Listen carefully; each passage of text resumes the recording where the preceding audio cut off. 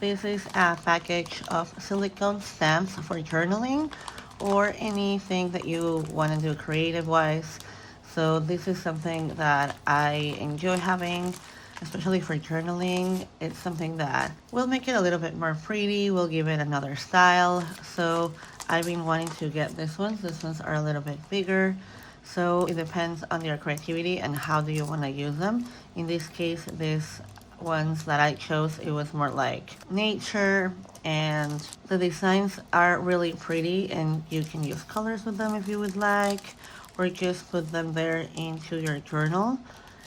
And they also come with these two plastic pieces where you can put your stamp. You can remove it from here and just put it over here, so you can just stamp it on your journal. In this case, I'm just utilizing this piece of paper to show you how they work. And for instance, I'm just gonna open one of these ones for you to see how they work. They come like this because they are protected on both sides. And the size that we want to use is the one that has this texture. The other one is the one that we're gonna put into the little acrylic piece. So just remove it like that.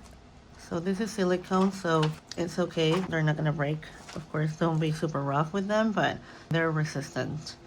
So this is the one that I want to use, and I'm gonna utilize this one that is the biggest of the pieces. So I just put it like this. It will automatically stick. And then I'm using this tint pad, and you just use it as a regular stamp. Here I think it's not as big, but we'll see. Hopefully it will work. Ooh, there you go. That's beautiful. So that's exactly how it looks. Nice, honestly. Really nice. And then let's do a smaller one, perhaps this one.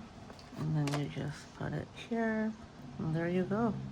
This is how they turn out. So I think it's pretty nice. Use your creativity to go above and beyond with all of this. And once that you're done with the stamps, the only thing that you do is that you remove it and you put it back to their design that is right there, so you know exactly where they go, and you keep them organized.